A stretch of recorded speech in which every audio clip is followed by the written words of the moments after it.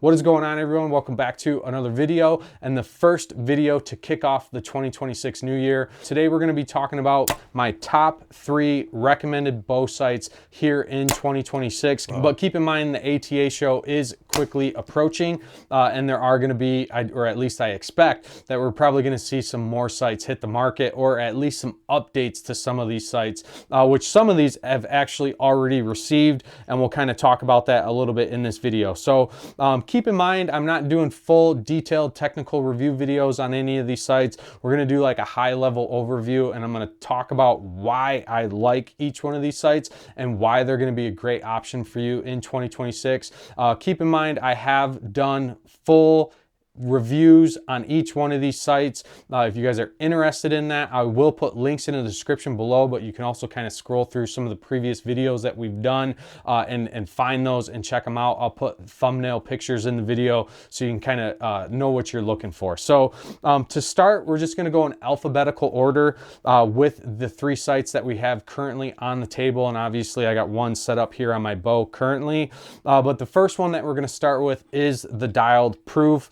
And for me, I've always been a huge fan of dialed sights. I feel like they do an outstanding job with how they construct their sights and how they come to the market with a competitive edge. I also love the way that a dialed sight looks. I feel like they probably have one of the best looking sights, and then also arguably probably the nicest sight picture when you're at full draw, because they did move that bubble to the top of the scope. Now, what I really liked about the Pruf, and keep in mind, I ran the Axcel for probably about a year and a half before getting the Pruf, and the Axcel was a great sight, but it definitely left a lot of room for improvements, and Dailed, when they dropped the Pruf, they kind of addressed any of the concerns or issues that I had with the Axcel. Now, the first thing is that they did go to a toolless micro adjust for your windage.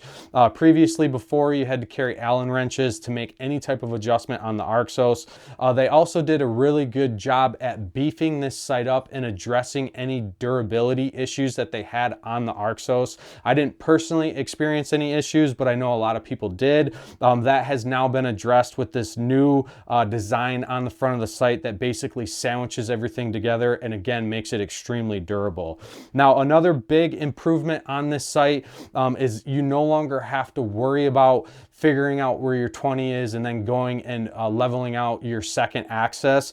You can go ahead, pre-level the sight first, second, and third, and then go ahead, move into the sighting process, and you don't have to worry about actually losing your level like you did previously before on the Axcel. Now, I already mentioned first, second, and third axis. That's another big improvement on the Pruf.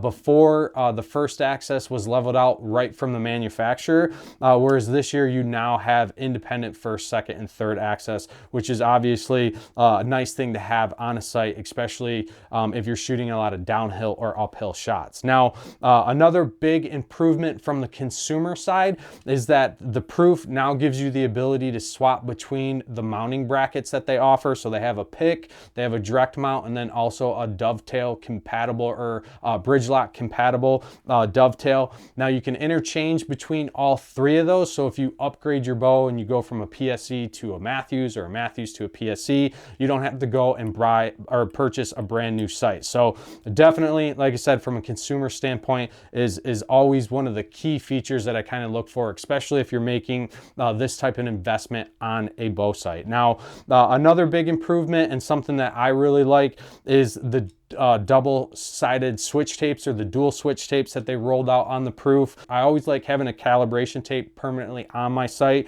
because it allows me to quickly verify out in the field if I've had any adjustments throughout the hunting season. It also allows me to easily interchange between like a 3D arrow and a hunting arrow.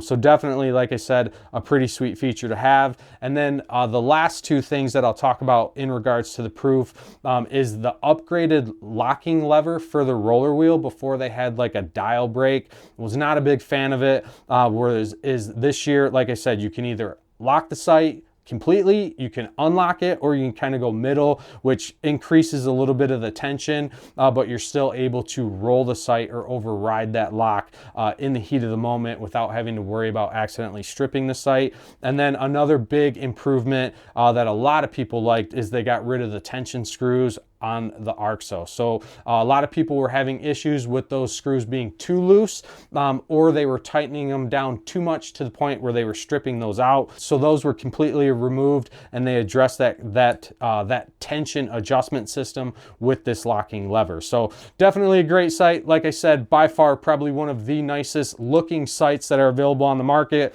An extremely durable sight, 100% USA made, so you know that you're supporting a USA made company. So definitely, like I said, outstanding. Always love what they're doing. Love the Cerakote options and how they allow you to customize the color specifically to what you're looking for on your bow. Now next, let's kind of shift over and talk about the HHA Nytrx. Now again, I received this sight probably about the middle of the summer. Ran this for multiple months while shooting 3D. Also ran this sight at TAC. I really like HHA sights because again, another all USA made company. But one thing that HHA does better than any of the sights that I tested out is their sight tapes. They're very legible, very easy to read. They have very spacious lines.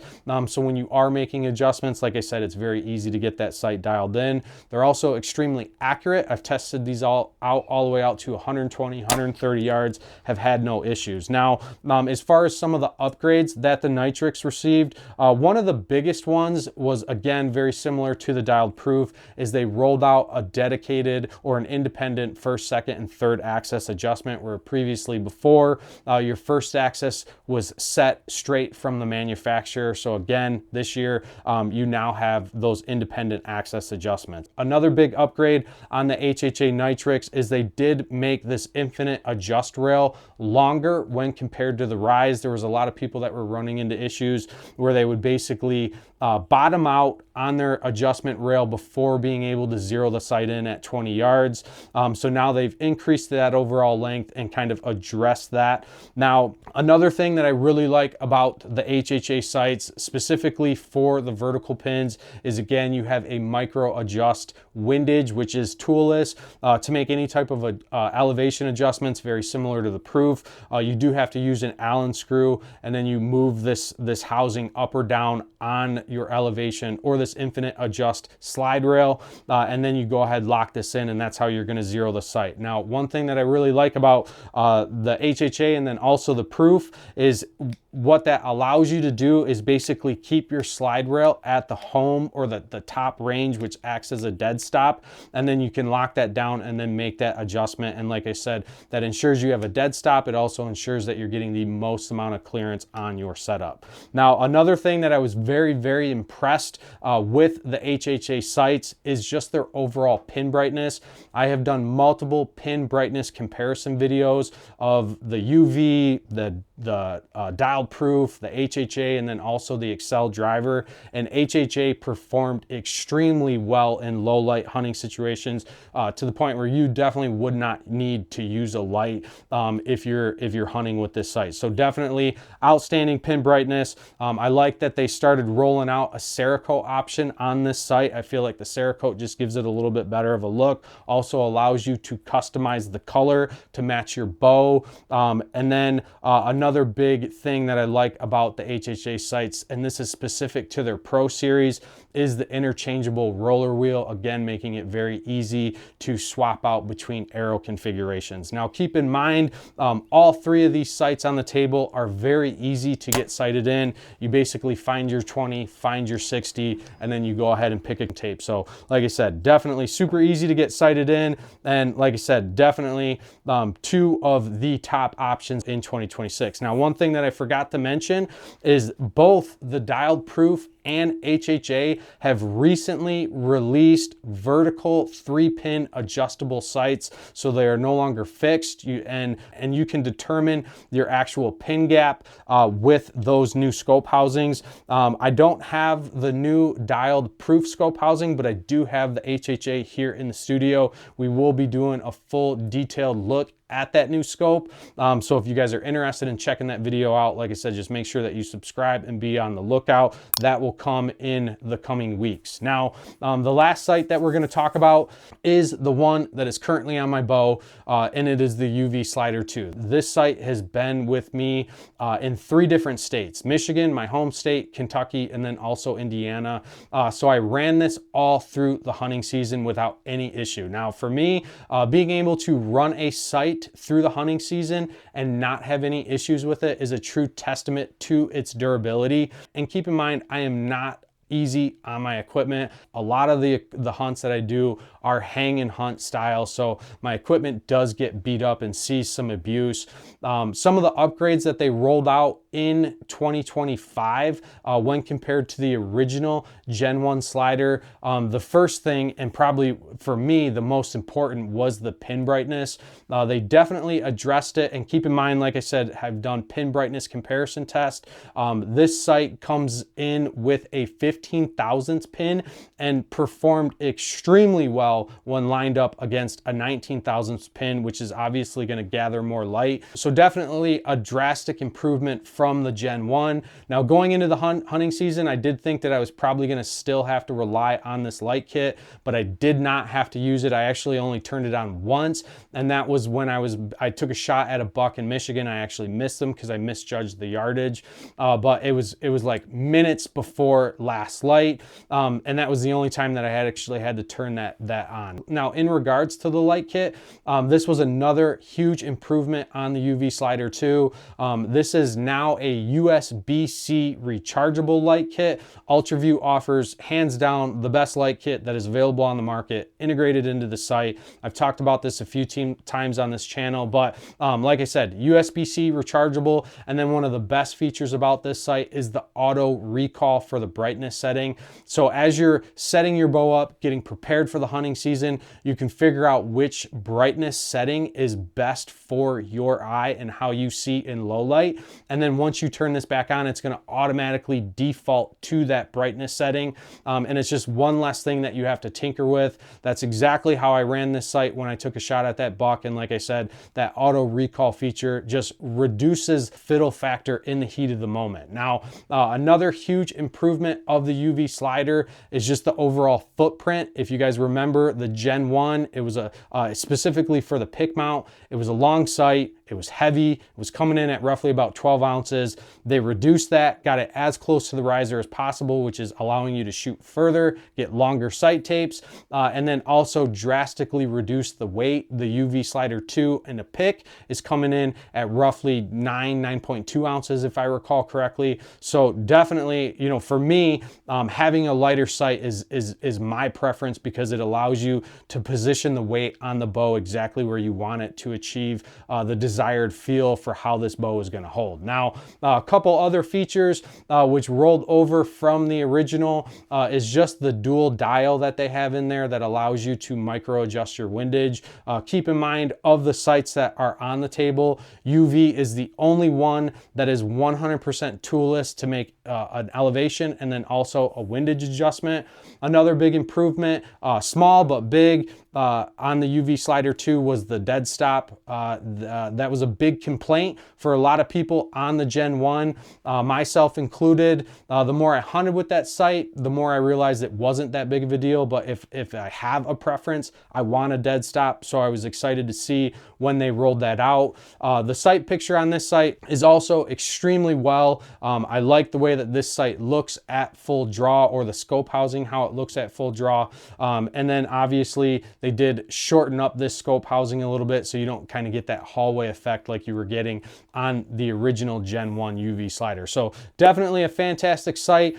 Keep in mind, this sight does not have a first, second, or an independent first, second, and third access. You have an independent third, but your first and second are coupled together, so those two are not independent from one another.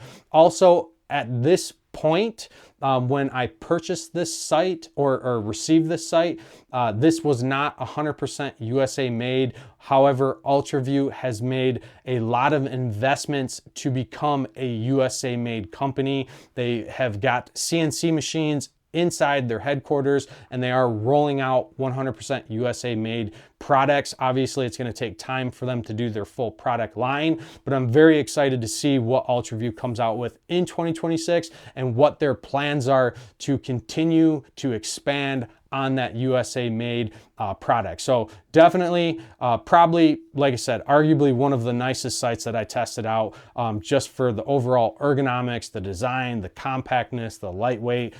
Was a huge fan of the UV slider too. Now, also keep in mind, I have done review videos of the Axcel Driver. I was not a fan of that sight. I did a side-by-side comparison because personally, I was debating between the HHA Nytrx and the Driver. I ultimately decided to go with the HHA Nytrx. I'm glad I did. And there was a lot of reasons why I did not prefer that Driver. If you guys want to check that video out, I'll put a link in the description below, and you can kind of go and watch that and get that full in-depth side-by-side comparison. But that's going to be it for this video.